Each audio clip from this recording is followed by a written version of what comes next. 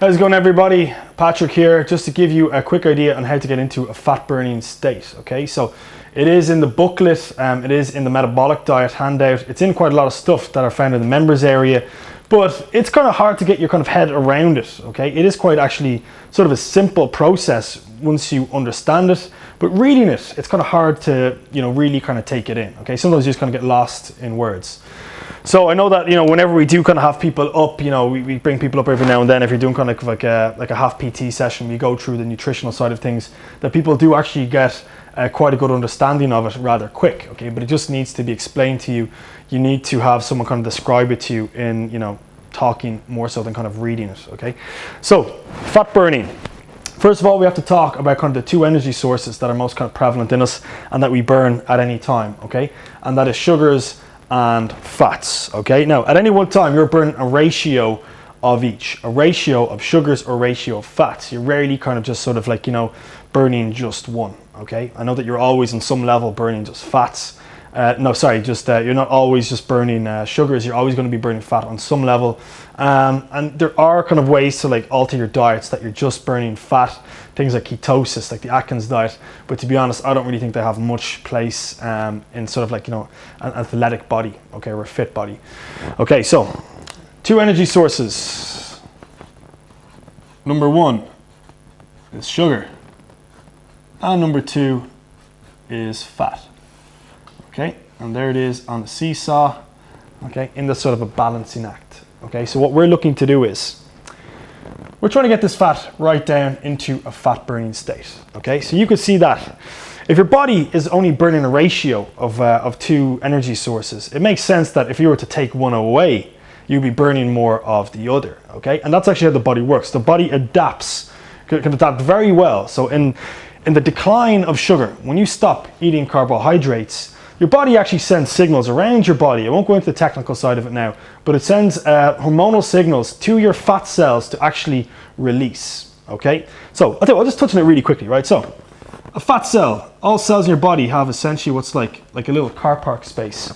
Okay, now these little car park space are like a parking space for hormones. Okay, and if a hormone binds in and connects, it actually causes the cell to do an action. Okay, so certain hormones can come in, go into fat cells, and actually get the fat cell to release into your bloodstream to be burnt off. Okay, and that's actually how we actually burn body fat. Of course, the negative side of it is, other hormones can go in and pretty much tell it to kind of stay where it is. Okay, and that's what we're trying to avoid at all times. So we're trying to send as much signal to get your body to burn fat as possible. Okay, so I'll wipe this out of the way. So your body has stored body fat all over it. Okay, so fats. Your body has fat stored all over it.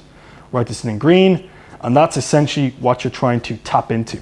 Okay, now in the presence of sugars, you eat a lot of sugar, goes in through the gob, down and in through your bloodstream. Okay, obviously it gets processed in your stomach, but we're just going to keep it simple. Okay, so it goes around your bloodstream. Okay, now just for this, you can imagine that if you've got a lot of sugar rushing around your body, okay, you're tipping the scales up for sugar. You don't need body fat. Okay, so your body actually sends a signal around your body. The hormone is called insulin. Okay, you might have heard of that. Insulin would tell your fat not to be released. It's just not needed. And in fact, it actually tells fat in your diet, in your bloodstream to store, because with all this, fast available energy, there's no need for fat. Okay, our bodies are stupid. They don't know what we want. They don't know that we want to be lean. They're just kind of adapting to whatever energy you're putting into them. Okay, so hopefully you can kind of make this out. Yeah, so the sugar floating around the bloodstream. Now, so fat, any additional fat that gets eaten with the sugars that goes down the gob, it's going to be stored. Okay, so that's actually how you put on additional body fat. Okay, and of course, if you're not using the carbohydrates, that is floating around your bloodstream, they actually can get stored, converted and stored into fats as well. So the red can actually turn to green. You end up getting like, you're putting on fat pretty gradually over time. Okay, so at times, now I will get back to sugars because they do have an important function. So if you were to just eliminate sugars for a period of time from your diet, okay, I'll say a period of time because you don't want to eliminate them altogether. Okay, if you were to cut out sugars, so you knock sugars out, okay, well then this would tip the scales towards fat. Okay, so you know, the yo-yo effect will drop down, and then this is like your fat burning state, okay? So now, it's not really just enough to knock out the sugars. You need to actually eat fats. You need to bear down a weight on that side, okay? So when your body senses fats coming in, and just fats, and we'll try and keep to like, you know, healthy unsaturated fats, okay? You know, it's not the same. We're not looking for like, you know, the saturated fats in meats or in chocolates or anything like that. No, no. We're talking about like, you know, fish, nuts, seeds, avocados, oils, things like that. Okay, so when you're eating fats, your body senses this and gets into basically an optimal fat burning state, okay? It senses fat coming in. It's like, well, there's not really much sugar coming in and there's a lot of fats coming in. So, you know, I'm gonna start powering myself from these fats.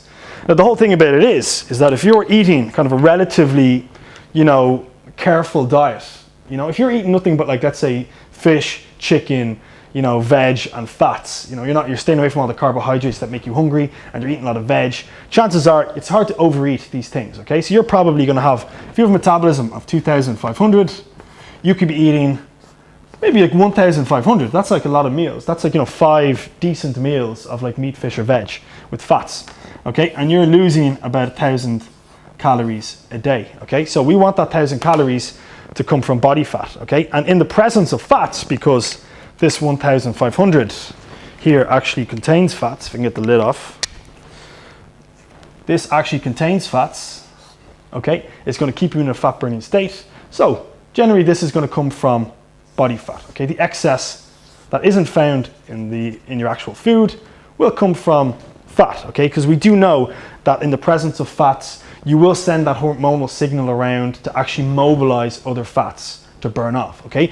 And that's why in like, you know, when you're eating a lot of fats in your diet, you never really get lulls, you don't really drop down, okay? Because the exact opposite would go for carbohydrates. Let's just say you were to eat in a different, your metabolism is 2,500, and you do something, you know, one of those healthy, crappy diets. I'm not going to start slamming everything else out there, but you start to eat, let's say, 1,500 calories of just a calorie restricted diet that still has a lot of carbohydrates.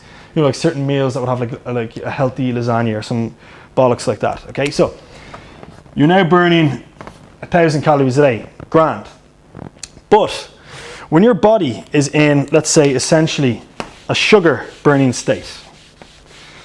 Now we know that besides maybe like in muscle tissue for muscle function, you don't really store sugar around your body like you do body fat, okay? So there is no backup stores to call upon when it comes to sugars. There's just not, okay? So when you eat 1,500 calories, if that's all you're eating, well then generally the other 1,000, it will probably come from fat initially, but you'll just start to slow down. You know that when you eat carbohydrates, you don't eat enough, you get like, oh, you get like a lull, you get like a sugar crash, okay? Because it doesn't have anything else to call upon like fat. Fat has your body fat to actually, you know, keep you energized, so you don't really kind of get that lull. But with sugars, you do get a lull and you'll just kind of tire out kind of rather quickly, okay? And you tiring out, if you're not really like, if you're tired and you're less energetic and you're doing less, you are essentially burning less calories, okay? That's you literally feeding your metabolism drop down, okay? If you have a little calorie counter attached to your body, that's like how many calories did I burn today? Obviously the days that you're feeling wrecked, you burned less, okay? So this, your metabolism will eventually start to drop, okay? So then after a lot of hard progress, your metabolism is now 2,000, okay? And then your progress, your calorie deficit, how many calories you're burning a day, drops to 500, okay? And then eventually your metabolism will start making its way down to 1,500 until you're actually not burning anything anymore, okay? And that's why that's a yo-yo diet. That's why, you know, you start eating this way and then you, oh, great results at the start, you know, I feel crap, but I'm getting great results. And then eventually the results just sort of diminish, okay? So eventually your metabolism will drop down to 1,500 and then your progress is now a big fat 0, okay? Now you get fed up, you're like, to hell with this, you know, 1,500 calories isn't really good for your system. You know, you get these nasty side effects that kind of stress you out. You know, they make you really hungry, they fatigue you, they can be bad for your skin, bad for your breath, pretty much really bad for you, okay? So your new metabolism is 1,500 and then you go back to your old diet because you're fed up, okay? And you start eating 2,500 and now you're putting on 1,000 calories a day, Okay, that's where the yo-yo diet comes up. Okay, it goes up and it goes down, and this is a beautiful, an absolutely beautiful model for a lot of companies out there, because they just want to keep you kind of putting on weight, dropping weight, putting on weight, dropping weight. Because to be honest, the people that kind of like, you know, understand this system and they eat like a lot of kind of raw, a lot of meats, fish, raw veggies, things like that, they'll generally stay lean for the rest of their lives, and they're absolutely, no use to like, a lot of the slimming companies out there, okay, who actually want to kind of keep you in the system up and down. Okay, so this is purposefully not general information, okay, because no one really profits off this. Do you know what I mean? No one really profits off this except your local butcher and your local greengrocer. Okay, so no big companies can really make that much money off it. Okay, so that's why they try and keep you in this system here. Okay, so the idea is to have a diet, lots of protein, because you always need protein for muscle development. Okay, remember that your muscle is responsible for your metabolism. So that 2,500, if I was to put on, let's say, an extra 2 pounds of muscle, that my metabolism would be 2,600. Okay, so you can say that like a pound of muscle needs about an extra 50 calories a day just to maintain it. Okay, so if I put on 2 pounds of muscle, I'm now burning an extra 100 calories a day. Fantastic. And that's what the underground is all about. It's about developing your metabolism. Okay, so there's no reason why you can't be eating 1,500 if you're eating it correctly. And there's no reason why you can't be putting on muscle mass kind of while you're burning fat. Okay, maybe you need to be dropping that maybe down to like burning 500 calories a day, just so there's enough there to support some muscle growth. Okay, but ideally what you're looking to do is build up your metabolism as much as possible. You can see that this person down here, when they go back to their old diet of eating 2,500, if they got their metabolism up to 3,000 and they go back to their old diet, they're still burning fat, because they're actually still losing 500 calories a day. Okay, obviously they have to take some of the elements of the metabolic diet with them, like keep eating fats and stuff like that, or else they'll just kind of fall back into the negative side of things. Okay, so let's see what else we have to touch on. Now, in terms of carbohydrates, sugars, they do serve a purpose. Okay, they are responsible for brain function and for powering yourself, powering muscle contraction. Okay, so they are important. Okay, so you try doing something like the Atkins diet and training, and it's not going to last very long at all. You will lose muscle mass, and again, eventually you'll lose your metabolism. Okay, so it is important that at some part of the day you do take carbohydrates in, and being that they are like the fast energy, that's kind of like too fast. It's too fast, gets you up too high, and then it leaves you in a crash. It's good to have it like in the morning. So carbohydrates come in the morning. So your sugars come in early in the morning. Okay, if this is like a time frame that we're going to look at from morning down to night. Okay, so snack, lunch, dinner, another snack. Okay, so you take your sugars in relatively early, and that's why people are always like, oh, it's fantastic to eat porridge and muesli, and make sure there's no added sugar in that, and granola in the morning. Okay, because you want to actually, you don't wake up with a low blood sugar. You need to balance it out. Okay, so that's why you take in low GI carbohydrates, like good low impact sugars. It's the difference between porridge and like Frosties or something like that would be like the impact it has. So those little bit of sugars not only will give you a bit of sugar to like fuel like muscle function and stuff like that, and brain function, but it will also kind of like get you up and at it in the day. Okay, so think of sugars like as fire lighters that like burns the coal. Okay, and the coal is fats, choosing a green marker for, so fats. Okay, now you only really need one energy source at a time. As we said, when you're eating sugars, fat isn't really needed, so it gets stored. So you don't really need fats when you're eating your sugars. So, but then when the sugars go, remember, very important, this is the most important thing, okay, is that fats come in, okay, because you need to tip the scales.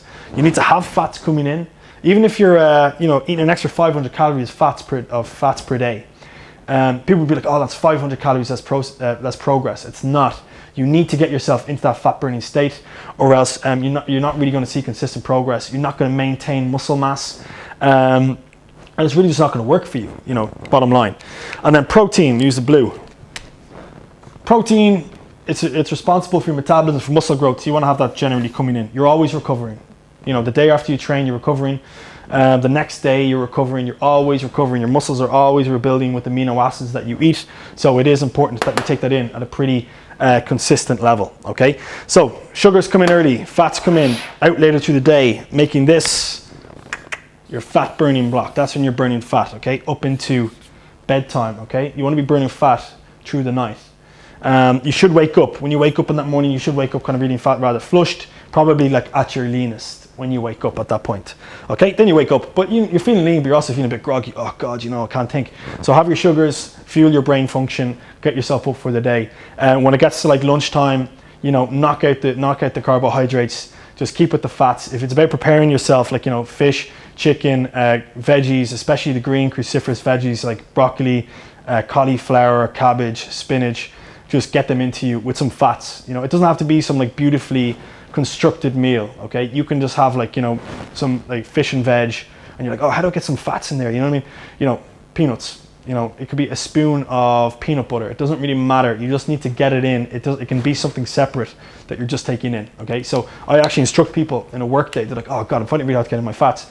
Bring a tub of peanut butter into work and just gonna wolf it down when no one's looking. Okay, it's as easy as that. So yeah, your fat burning state happens when you start eating the fats. Okay, don't just drop off the sugars. It's not just enough to drop off the sugars. You need to get yourself eating fats so that all the fat that you eat goes in, calls upon a buddy, pulls it off your body into the bloodstream so that it's burnt. Okay, so remember, when you eat fat, it sends the hormonal signals to optimize your body, which sends those hormones into that little car park that we were talking about in the cells of fat. That goes in, sends a signal, be like, mate, come on, let's go, we're going to burn some energy, and the two of them then fly off together, and that leaves you like well powered throughout the day and ending up kind of rather lean.